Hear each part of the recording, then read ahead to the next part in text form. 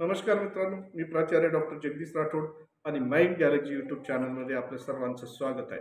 मित्रांनो, सर्वात महत्त्वाचं आहे की 9 प्रकारच्या अशा सल्ला आहेत किंवा अशा प्रकारचं काउन्सिलिंग आहे, जे घेतल्यानंतर आपल्या आयुष्यात आपण यश किंवा आनंद मिळवू शकतो. मग यश आणि आनंद मिळवण्यासाठी त्या सल्ला कुठल्या घेतल्या पाहिजे आणि त्या घेतल्यानंतर आपण यशस्वी कसं होऊ शकतो? सर्वात महत्त्वाचं आहे की आपलं पर्सनल डेव्हलपमेंट जे आहे, व्यक्तिगत जे जीवन आहे, खाजगी जीवन आहे, ते डेव्हलपमेंट करण्यासाठी आपण काय केलं पाहिजे? आणि त्या करण्यासाठी जे आहे की ती सल्ला घ्यायचं असते आणि शैक्षणिक असेल किंवा वैयक्तिक असेल किंवा कुठल्याही प्रकारचं व्यावसायिक असेल, तर त्याच्या शारीरिक हेल्थविषयी असेल, तर त्यासाठी काही गोष्टी पाळल्या पाहिजे आणि सल्ला घेतला पाहिजे आणि ते सल्ला घेतल्यानंतर निश्चित आपल्याला दिशा मिळेल, डायरेक्शन मिळेल आणि त्या दिशेने आपण प्रगती करू शकतो.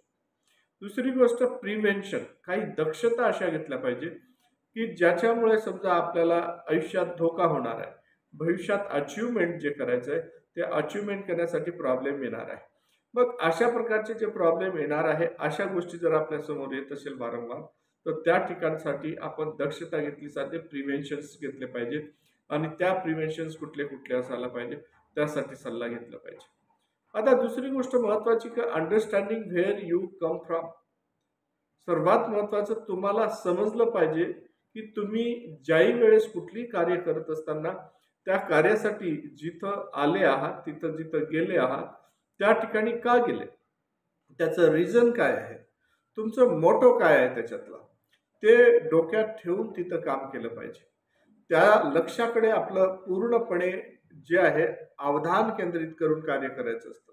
असं जर अवधान केंद्रित करून जर आपण कार्य करत असेल, तर निश्चितच जीवन यशस्वी आणि चांगल्या प्रकारचा आनंदी झाल्याशिवाय राहणार नाही. आणि त्यासाठी सुद्धा सल्ला घेतला पाहिजे, की आपल्या लक्ष्यापासून आपण दूर गेलो नाही पाहिजे. आता त्यानंतर आहे ब्रेकिंग ओल्ड रिलेशनशिप पॅटर्न्स. आता आपले जे जुने जे आहे, ज्या गोष्टीची गरज नाही, जुने चुकीने कोणासोबत आपले खूप चांगल्या प्रकारचे संबंध आहेत, पण ते बेनिफिटेड नाही, ते लॉस होतंय त्यामुळे. त्यामुळे अडचणी जर येत असेल, तर तशा प्रकारचे कुठल्याही प्रकारचं जे रिलेशन आहे, त्याला तोडत गेलं पाहिजे. त्याला दूर करत गेलं पाहिजे. कारण की ते जोपर्यंत दूर करणार नाही, तोपर्यंत आपण आपल्या नवीन चांगल्या क्रिएटिव्ह मार्गाने लागणार नाही.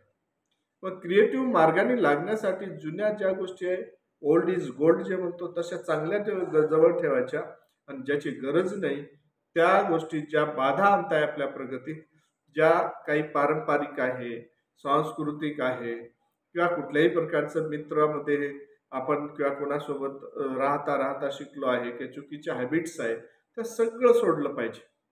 चुकीचे व्यक्ती सुद्धा सोडले पाहिजे आणि त्यानुसार प्रगती केली पाहिजे. म्हणजे आपण काय करतोय की ते तोडत तोडत समोर जातो आहे आणि यासाठी सुद्धा सल्ला घेतला पाहिजे कोणाच्या तरी चांगल्या व्यक्तीचा, ज्यामुळे तुम्हाला कुठल्याही प्रकारची अडचण येणार नाही. डिटॅचिंग द बॅड हॅबिट्स. आपण काय म्हणतो की ज्या चुकीच्या सवयी आहेत, तंबाखू, खर्रा, गुटखा किंवा ड्रिंकिंग आहे, अशा सवयी असेल किंवा वागण्या बोलण्यातल्या ज्या चुकीच्या सवयी आहेत, वारंवार टीका करण्याच्या सवयी आहे, निगेटिव्ह विचार करण्याची सवयी आहे, कुणाला टोकण्याच्या ज्या सवयी आहेत किंवा डिसिजन घेत असताना किती चांगल्या प्रकारचं डिसिजन घेतलं पाहिजे. जर चुकीचं डिसिजन घेऊन त्या अडचणीत येण्याचं किंवा आपलं इगो समोर आणून जर डिसिजन घेत असेल, तर या सर्व सवयी बदलवायला पाहिजे. आणि या जर सवयी बदलवल्या, तर निश्चित आपण त्या बदलवण्यासाठी सुद्धा सल्ला घेतला पाहिजे. कारण की ज्या वेळेस आपला निर्णय जर आपल्याला चुकीच्या सल्ल्याकडे किंवा चुकीच्या मार्गाकडे नेत असेल, तर तशा वेळेस एखाद्या चांगल्या व्यक्तीचं, चांगल्या मार्गदर्शक काउन्सिलरचं सल्ला घेऊन त्या चुकीच्या सवयी घालवल्या पाहिजे. त्याचबरोबर क्रिएट ए न्यू मॉरल्स. अशा प्रकारच्या गोष्टी नवीन जे क्रिएटिंग आपण म्हणतो क्रिएटिव्ह थिंग्स, नवीन काही निर्माण करणार आहे किंवा नवीन अशी गोष्ट किंवा अशा प्रकारचं जे स्थळ किंवा अशा प्रकारचं कार्य, अशा प्रकारचं नवीन इनोव्हेटिव्ह वर्क असेल, तो केला पाहिजे. आणि नवीन गोष्ट जी आहे, त्या नवीन आत्मसात केल्यानंतर आपण चांगल्या प्रकारचं त्याच्यामध्ये प्रगती करू शकू, या दिशेनं काम केलं पाहिजे. आता त्याचबरोबर ट्राईंग समथिंग न्यू. आपण काय करतोय, एखाद्या नवीन गोष्टीत किंवा नवीन व्यवसायात पडण्यासाठी आपल्याला बरंच वेळ लागतो. आपण कम्फर्ट झोन सोडत नाही. तर आपलं कम्फर्ट झोन सोडलं पाहिजे, नवीन एखाद्या कार्यात पडलं पाहिजे आणि त्याच्यासाठी सुद्धा सल्ला घेतला पाहिजे, की कसं कोणत्या पद्धतीने तो कार्य केला पाहिजे. नवीन शिक्षण आहे, नवीन सवयी आहे, नवीन व्यवसाय आहे, नवीन व्यक्ती आहे. हं? आता त्यांना आपण ज्या आत्मसात केल्या, नवीन सवयी ज्या आहेत, नवीन बिझनेस आहे नवीन, आणि त्याच्यामध्ये जर याच्यापेक्षा आपण जास्त चांगल्या प्रकारचं जर चॅलेंजेस स्वीकारले आणि जास्त चांगल्या प्रकारचं जर कार्य केलं, तर निश्चित आपलं जीवन सुखी, समाधानी आणि आनंदी राहू शकतं. त्याचबरोबर आपण काय म्हणतो, ट्राईंग समथिंग डिफरंट. डिफरंट म्हणजे वेगळं चॅलेंज स्वीकारलं पाहिजे. आपण सर्व लोक सारखे एका प्रवाहात जातो. जर एका प्रवाहात गेल्यानंतर त्याच्यात सॅच्युरेशन निर्माण होतं, त्याच्यात ज्या अपॉर्च्युनिटीज कमी होऊन जातात, मग त्याच्यातलं जे आहे आपला व्यवसाय पुढे वाढत नाही किंवा तेच ते लोकांना आवडत नाही. म्हणून डिफरंट, वेगळं, मी इतरांपेक्षा काहीतरी वेगळं करतोय, वेगळे पण असेल तर लोक स्वीकारतात.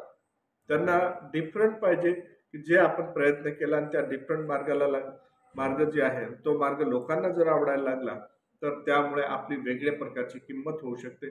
त्याचा सुद्धा फायदा होतो, त्यासाठी सुद्धा सल्ला घेतला पाहिजे. त्याचबरोबर इन्व्हेस्टिंग इन युअर सेल्फ.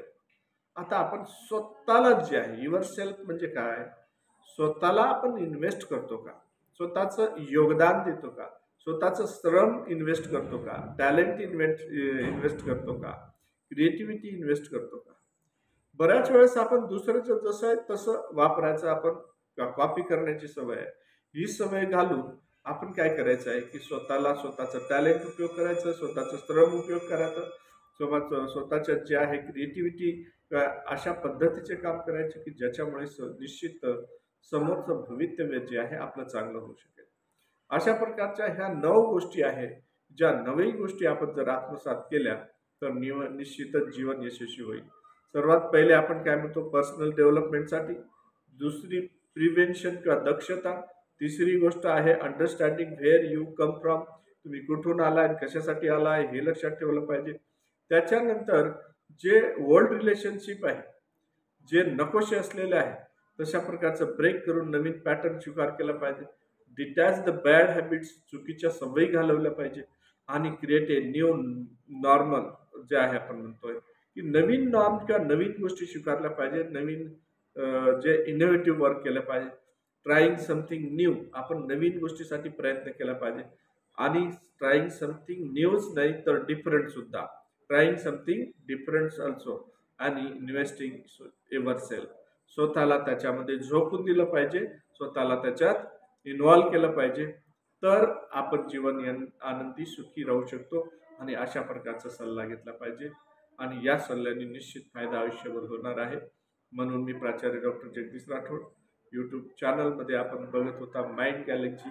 याला लाईक करा, सबस्क्राईब करा, कॉमेंट्स करा, म्हणजे नवीन आम्हाला सुचेल आणि नवीन आपल्यासाठी काहीतरी आणू आपण. नमस्कार.